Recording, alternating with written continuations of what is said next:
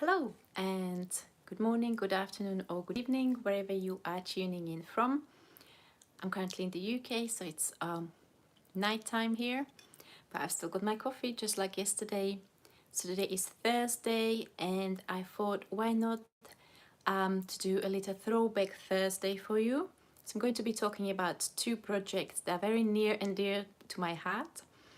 And we will look at the different techniques and different stitches that you can use in Tunisian crochet, because you know Tunisian crochet is my absolute love. I fell in love with Tunisian crochet a couple of years ago and most of my designs are in Tunisian crochet. So we're going to be talking about two calls that I've run, one last year and one in 2022.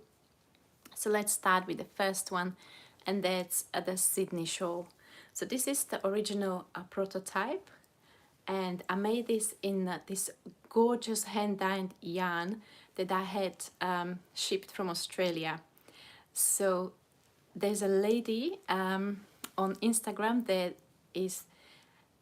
makes hand-dyed yarn, and this was inspired by a photograph of Australian shoreline that I've seen, and the different textures and colors that mix together in that particular place in Australia. And when she looked at the photo, she said she can dye yarn exactly in those colors for me. And then they shipped it to me over half of the globe, you know, so I was really over the moon. And I poured out my heart into this design. So you've got all the techniques and different stitches that you can use in Tunisian crochet in this. So at the beginning, we start quite simply in this red color with the Tunisian honeycomb stitch. Okay, so that's a very basic. You are using Tunisian simple and Tunisian pearl stitch, and you alternate this between within the rows and between rows. And this is done in a banana shape. So you are learning the basic stitches, you're learning some shaping, and then you learn color work and cables and lace all together in one project. So I really loved this call, and the ladies who participated picked the most amazing color combination for the show, for the shawl. And sometimes when I design a project, I find myself thinking that the samples that the people who are actually making the patterns are even more beautiful than my prototype, okay, because they pick a beautiful colors, they combine them in a way that I wouldn't even thought about.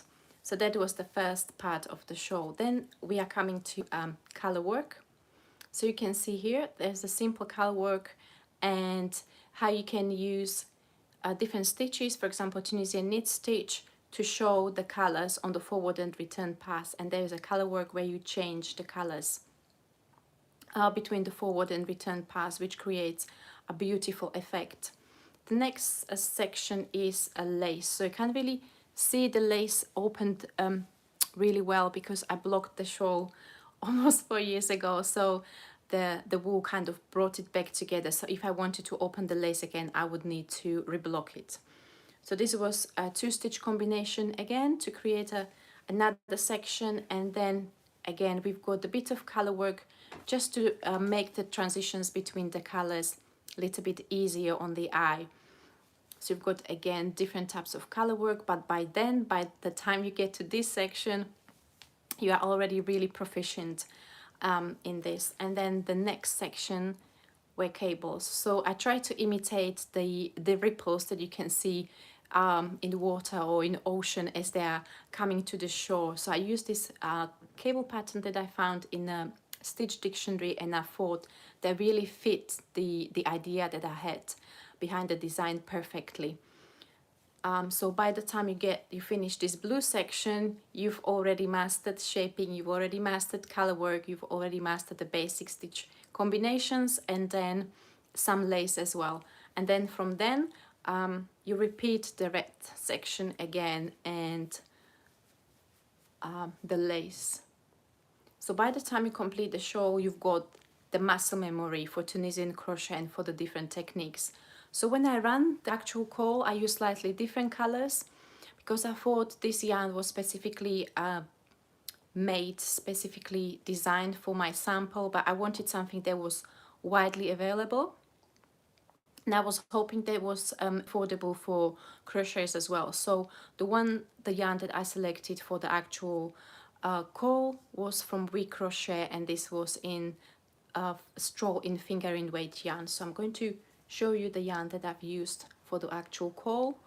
So it was this red, yellow and blue, and this was the basic color pack. And then the lovely folks at We Crochet, they designed other color combinations, other color packs, so you were able to purchase the whole pack, the pattern and the hooks all together in one package.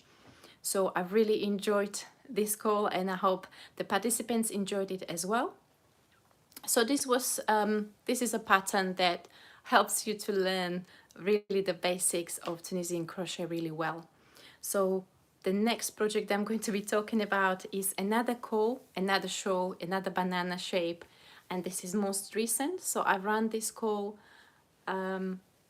last year, and I really want to deep dive into cables. So Tunisian crochet is known for different textures, and we can crochet cables and we can knit cables. So I wanted to kind of challenge myself and use cables in Tunisian crochet and really explore the possibilities, because I've used cables in Tunisian crochet before, but I wanted to push the skills a little bit further.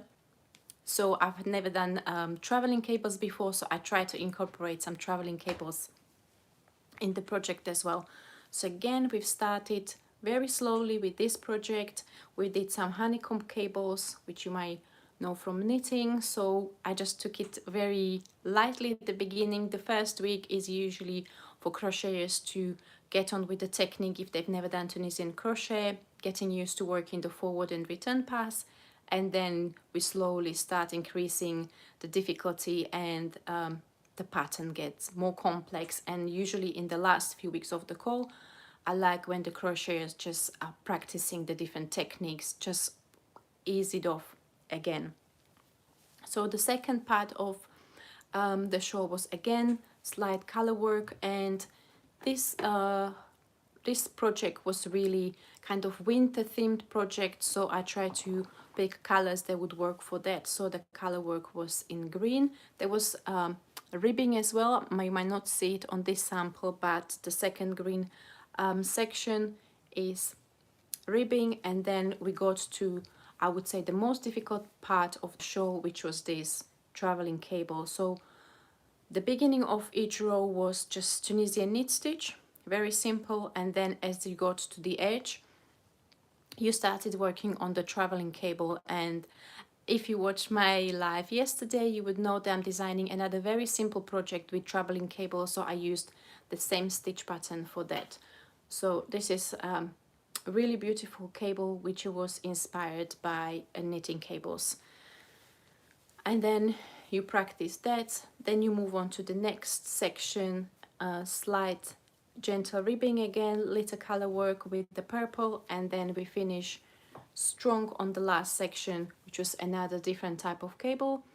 And the tutorials that came with the call, they explained how you can adjust the cables to the way you want. Sometimes you prefer to have cables which are really dense, so you do the twists of the stitches, or you change the order of the stitches every second or every third row. I wanted something that is kind of gentle, easing off for the pattern, so I selected the cables less frequently, or designed it in a way that it was less frequently, so there was very gentle cabling in the last section. Okay, so this was my Throwback Thursday. I hope you enjoyed talk about these two patterns. These were, because they were calls and there's usually so much preparation in up to running the call. It usually takes months and months of preparation. I usually make several samples. For the Sydney shawl, I actually made 4 samples in total.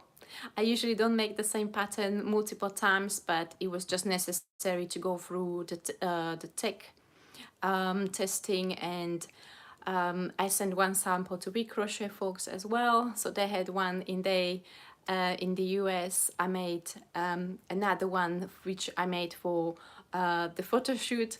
So after that call, I felt like I've had this pattern seared into my memory. I show there was the difficulty of the balls in a way that would fit the pattern. There was a challenge of the shaping as well, because I wanted to maintain the traveling cable along the edge, and so we did slightly different shaping on that section, and then when you blocked the project you had to block it in a way that the edge was kind of evened out. So each pattern had different challenges, but I really enjoyed working on both, and I hope the people who participated in the call also enjoyed those patterns. So if you like these patterns, they are still available on both We Crochet and my Ravelry site. So they are there. I've got the YouTube tutorials available on my YouTube channel, so you can have a look and see whether this was something that you would be interested in making. The course took about 6 weeks, so there was the time when most of the crocheters would be able to kind of get through the pattern, working on it a little bit each day. But if you prefer, you can work on the pattern over a longer or shorter period of time. Okay, so thank you very much for spending the evening with me, and I'll see you next time. Bye bye.